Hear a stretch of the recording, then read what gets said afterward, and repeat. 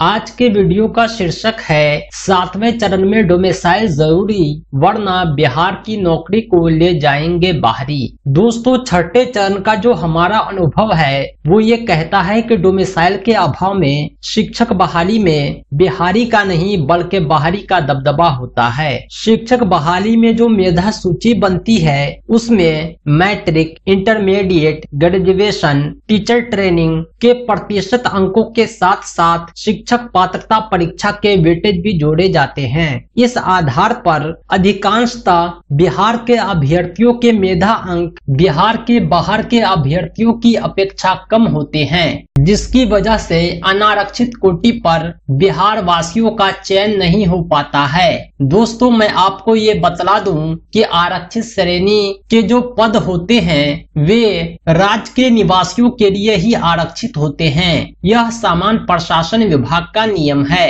इसीलिए आरक्षण का लाभ डोमिसाइल प्रमाण पत्र और जाति प्रमाण पत्र के आधार पर मिलता है, लेकिन अनारक्षित पद कॉमन होते हैं, उस पर अन्य राज्य के अभ्यर्थी भी चयन पा लेते हैं। इसीलिए समय की मांग यह है कि अभी से ही डोमिसाइल का मुद्दा उठाया जाए ताकि 7वें चरण के नोटिफिकेशन में केवल बिहार वासियों को ही आवेदन का मौका मिले। वास्तविकता में बिहार की स्थिति बहुत ही दयनीय है। यहाँ बेरोजगारी चरम सीमा पर है। ऐसी स्थिति में बाहरी को अवसर देकर बिहारियों को रोजगार से वंचित करना एक बुरा संकेत है। छठे चरण शिक्षक बहाली के बाद जो हाल ही में शारीरिक शिक्षकों की भर्ती हुई उसमें भी डोमिसाइल के अभाव का बुरा परिणाम देखने को मिला। अभी आप स्क्रीन पर देख रहे होंगे, ये किशनगंज का न्यूज है। शारीरिक शिक्षकों की बहाली में बंगाल के युवाओं का दबदबा था। मैं आपको ये बतला दूं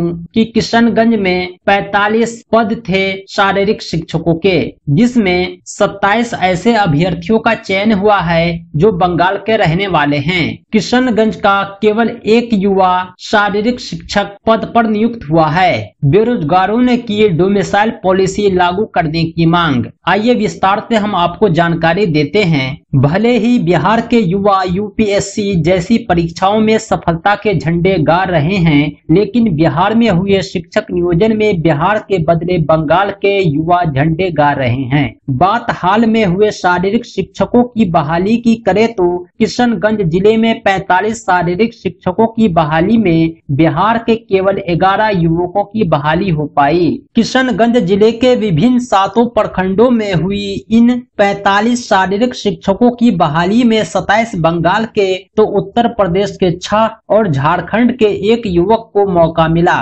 यह हालत तो तय है जब प्रदेश में इन दिनों बेरोजगारी की समस्या चरम पर है। नौकरी के लिए प्रदेश के युवाओं का इंतजार हर साल लंबा होता जा रहा है। इस मामले में युवकों का कहना है कि दूसरे राज्यों में डोमिसाइल पॉलिसी होने के कारण वे कहीं अप्लाई नहीं कर पा रहे हैं। ऐसे में जब उनके राज्य में भी उन्हें अधिकार नहीं मिलेगा तो वे कहां जाएंगे। युवाओं का कहना है कि उन्हें अपने ही राज्य की नौकरियों में प्राथमिकता मिले। दोस्तों, मैं आपको जानकारी के लिए बतला दूं कि बहुत से राज्य ऐसे हैं जहां पहले से डोमिसाइल लागू है। उदाहरण के लिए झारखंड, उत्तर प्रदेश, इन राज्यों में बिहार के अभ्यर्थी आवेदन नहीं कर सकते हैं, लेकिन जब बिहार में शिक्षक बहाली आती है तो उत्तर प्रदेश और झारखंड के अभ्यर्थी आवेदन करते हैं और चयन पाते हैं। गौरतलब है कि बिहार लोक सेवा आयोग से हो रही बहाली हो या फिर बिहार जुडिशियरी के लिए हुई बहाली, बिहार कर्मचारी चयन आयोग और बिहार शिक्षक नियोजन की बहाली हो, सभी क्षेत्रों में बिहार के युवा